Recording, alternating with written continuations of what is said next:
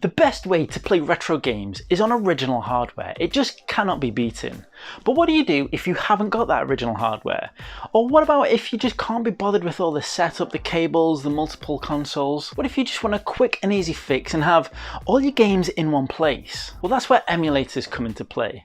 More specifically, emulation stations. You know, different kinds of hardware that can run emulators and all the ROMs of all your favorite retro game consoles and games. Hit the subscribe button, ring the notification bell, kick off your shoes and relax your socks while I tell you the best hardware to use as an emulation station.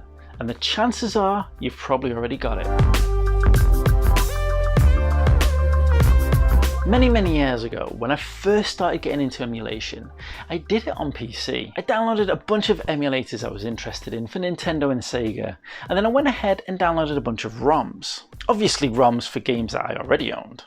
Honestly, I set up those emulators with a little bit of tinkering and I ran the games and it was mostly smooth. It was pretty good. I mean, we're talking about 10-15 years ago when emulators maybe weren't as good as they are today, but it just didn't feel quite right. I mean, playing those games on my PC just didn't feel quite as nostalgic as it used to. I think part of it was to do with the fact that I was using my mouse and keyboard at the time, when these are games that are designed to be played with a gamepad. But also it didn't quite feel like the place to go and play my retro games. My PC was the place where I did work and I played PC games. Even though I had access to all these retro games, I didn't really play them. Now fast forward on from that, and about 5 years ago I got a Raspberry Pi and I loaded it up with RetroPie. It's a fantastic build that enables you to run some of the best emulators. Straight away I got emulators for all my favorite consoles and consoles that I was never able to play as I was younger or are too expensive for me to get now. I had the NES, the SNES, the Mega Drive, the Master System, the 32X,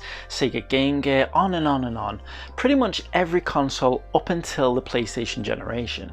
Along with that, it was really easy to download entire archives as well of all the 8-bit and 16-bit video games. This gave me an absolute beast of a mini console that I have plugged into my TV. I can run it with USB controllers or even Bluetooth controllers as well. Honestly, in terms of a TV solution, I think this is the best way you can go. Raspberry Pis are phenomenal little pieces of kit and go on to power many a retro home arcade cabinets. But the thing is, I found myself more and more wanting to play these retro games in the palm of my hands. Now I know a lot of these games from the Mega Drive, the SNES, the Master System, the NES were not handheld games. However, the style and nature of those games, the graphics of them as well, these days for me really fit nicely in a handheld type system. And I also have a lot of nostalgia for handheld consoles. I know the Switch is huge these days, but for me handheld gaming is still pretty much something where its heart sits in the world of retro. So I started researching and trying to find out what the best handheld retro emulation station is. And pretty quickly I came across the PocketGo. Now the PocketGo is a fantastic piece of kit and I did a review on this quite a few episodes back. I really do love this piece of kit, but it has its limitations. In all honesty, it can only really comfortably emulate up to the 16-bit generation. I was hoping to maybe play some PlayStation 1 games or even N64 on this, but to be honest, even if it could handle them graphically, it doesn't have enough keys or controls to handle those games. On top of that, I have many a play session where the console does just crash on me. And now I know you can have firmware updates and fixes like that. However, as much as I love this console and it is really great, it still feels a little bit clumsy to me. Now shortly after the PocketGo, and because of its popularity, a PocketGo version 2 was released, which is a beefier unit which comes with an analog stick and can handle PlayStation 1 and N64 generation games. However, I held off from purchasing this unit because of the extra cost, and also it only had one analog stick, which for me didn't feel like it could 100% handle those PlayStation games. Also, with my experiences with this, I wasn't sure if it was going to be 100% what I wanted in terms of emulation. Around about the same time as the PocketGo V2, the RG350 released as well. And now the RG350 has two analog sticks, so already this is looking a bit closer to what I want in an emulation station. However, again, because of the price tag and a little bit of my uncertainty in terms of dedicated handheld emulators, I held off for a bit. And I'm glad that I did, because it wasn't too long after that I actually started playing Xcloud. Now I know Xcloud has nothing to do with emulation, but it's a little part of the story as to how I came to my final decision. so just bear with me. I started looking into Xcloud, and I ended up purchasing one of these little clips for my controller, so then it could hold my mobile phone whilst I was playing. And it was whilst playing Xcloud that I realised that in my hands, I had an amazing little portable console. And I thought to myself, okay, the controls work brilliantly with Xcloud. Could these controls possibly work with other mobile video games? Up until now, I dabbled with a little bit of emulators on video games, and I dabbled with some mobile games as well. I played GTA San Andreas, but the problem was, it's those touchscreen controls. I just cannot stand them. There's no feedback and it just doesn't feel right at all. But after using my mobile phone with Xcloud like this, I thought I'd revisit some of those games and see if they worked with a Bluetooth controller. The first game I tried was GTA San Andreas, and it was an absolute dream.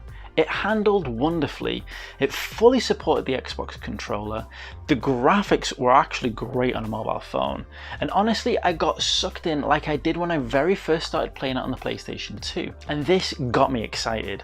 This got me really excited. Now the thing is about GTA San Andreas on the mobile phone is that it's specially designed for mobile phone by Rockstar Games, which means they will have had the forethought to include Bluetooth controller support. So the real test for me was how mobile phone emulators would handle a Bluetooth controller. Now I have a Game Boy Advance, a PlayStation and an N64 emulator on my mobile phone. I can't remember off the top of my head the names of them, I'll list them here somewhere in case you're interested.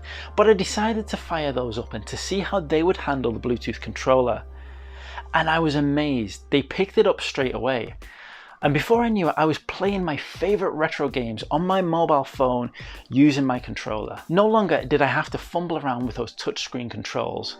I had all the pleasure of an Xbox controller playing some of my favourite retro games. And so for me, that was the point of realisation that I already had the best emulation station in my hands already, my mobile phone. Now I know a lot of retro gamers and hardcore gamers don't like the idea of playing games on the mobile phone, but a big reason behind that is because of the nature of mobile games and also the touchscreen controls. But when we're talking about retro games and we're taking away the touchscreen controls and replacing that with a proper Xbox controller, all of those problems go away. Now also I am fully aware of the fact that it is nice to have a dedicated little piece of hardware like this with the buttons. I mean, it reminds us of the Game Boy and classic retro gaming consoles. So I'm fully aware that there is a huge appeal in the form factor of consoles like this. However, what you don't necessarily get in form factor in a mobile phone is completely trumped by the processing power and the quality of the emulation on mobile phones. You see, the thing is, the processing power in something like a PocketGo or an RG350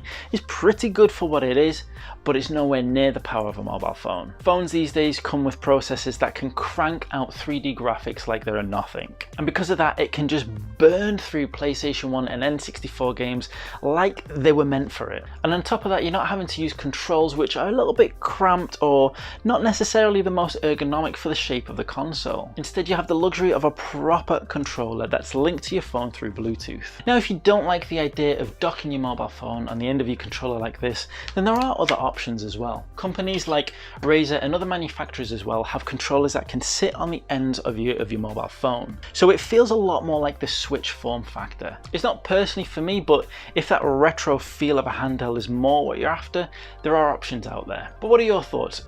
Are you interested in emulation to start with? And if you are, what are your favourite ways to emulate? Do you just go for the Raspberry Pi route on a TV, or do you like the idea of a handheld as well? And if you like the idea of a handheld, what's your favourite option? I'd be really interested to find out if you've ever tried it on mobile, and if you have, what your thoughts are. And furthermore, if you haven't tried it with a controller, I thoroughly recommend you do, because for me, it was a complete game changer. Using a Bluetooth controller with my mobile phone transformed my mobile phone from something that would only play little mobile games to a device that could play some of my favourite video games of all time. Now, if you enjoyed this episode and want to see more like it, then hit the subscribe button and ring the notification bell, because we cover retro gaming content all of the time. And links to the emulators and some of the peripherals that I discussed today will be in the description below.